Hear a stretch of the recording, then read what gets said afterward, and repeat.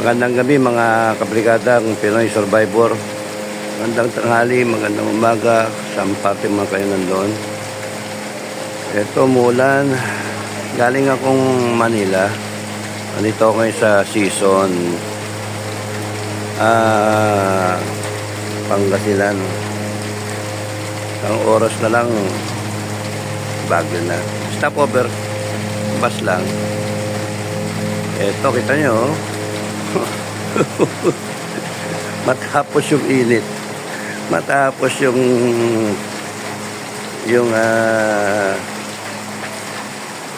sobrang init sa panahon El Nino ngayon, ulan naman na.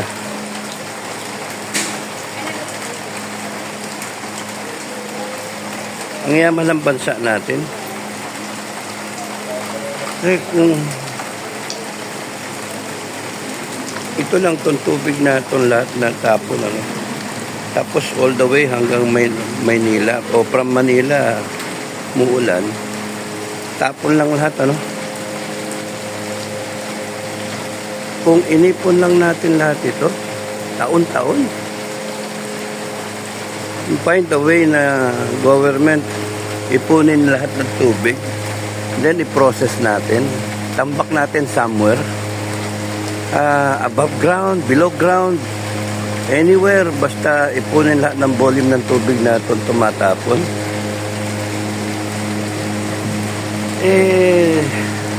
Tapos mapoprocess natin siya na yung i-filter, ilinisin. Sorry tulog pa utak ko tapos export na lang natin, benta lang natin, kasi buong mundo kailangan ng tubig There are other parts in the world na sobrang tagtuyot, pera to tumatapon lang tapos reklamo taon-taon, baha.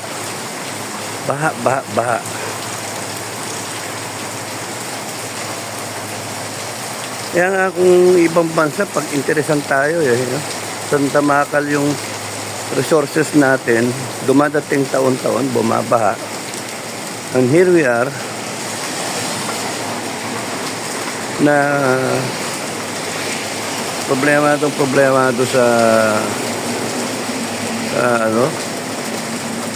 sitwasyon natin. Sigurado kahit anuman na dumating na tag-init, tag-tuyot, dadating din, matatapos din yung tag-init ulan naman, tapos baha. Nag-senior na ako, tapos nung ganyan pa rin hanggang ngayon. Hindi mo maubos kasi yung mainis na. Bakit hindi ipunin na lang ng tubig na to? Farmers would know, sayang. Farmers would know. Pero sayang.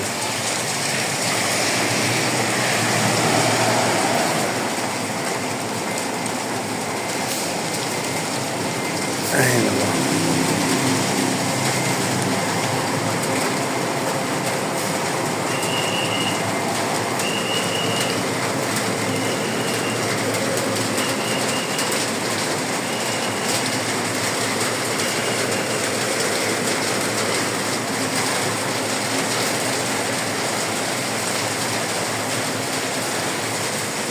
Sayang talaga.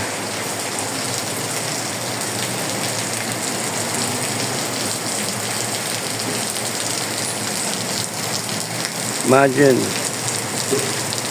tapos papagawa tayo ng mga high polluting dam, billions of pesos na dam para sa irrigation project na kadili-dili kasi wala namang pera. Naghintay tayo ng grasya sa ibang bansa. Ito yung iipunin din, ano? Sayang talaga.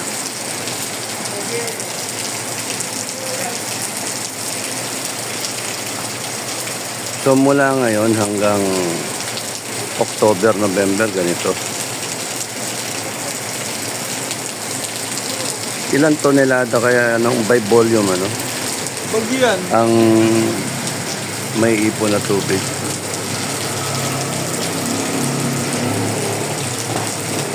If we put it somewhere and then, lalo na yung baha sa Manila, no? And then, i-process na siya and then diretso sa mga barko. And then, export na lang natin. Tubig. Basic necessity of life. Tubig. Kahit yung ano, yung hindi ano, yung process siya, bahala na yung bansang dumating, basta ito tubig gusto nyo. Tunay tinaladang tubig.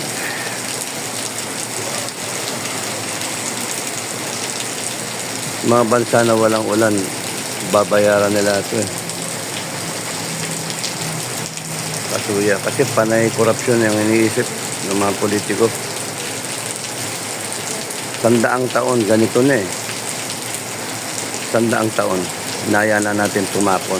Samantalang sa ibang bansa like Middle East, Israel, ano, desyerto, ang gaganda ng tanim nila. Nagdi-drip irrigation sila. Eh, tignan mo drip. Sobra pa sa drip ito eh, oh. Sobra pa sa drip.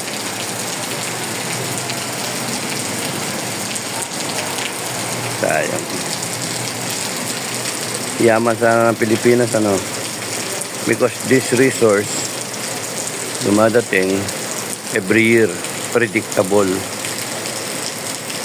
Mapamayo, mapaaga siya, Mayo, pero sigurado June, July, August, September, angal lahat ng tao.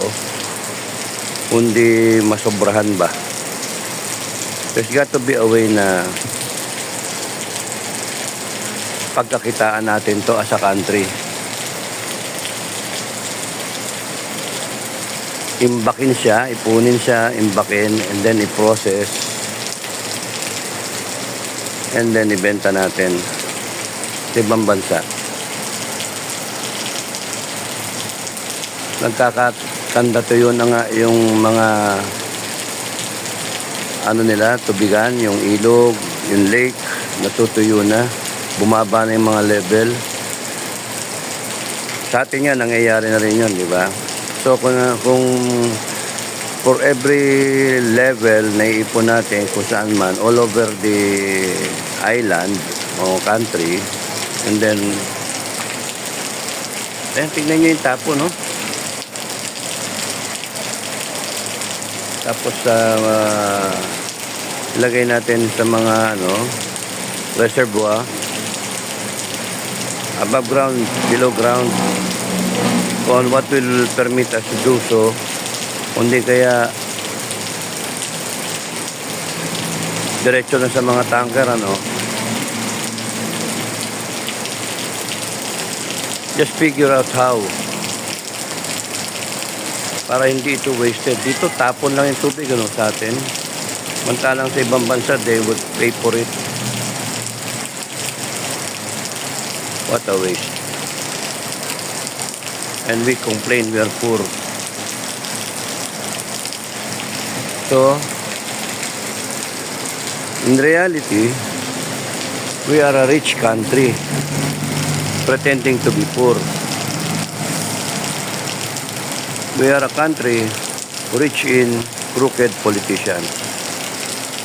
Ngayon, maraming salamat. Yun lang, maraming salamat. God bless everyone. Bye.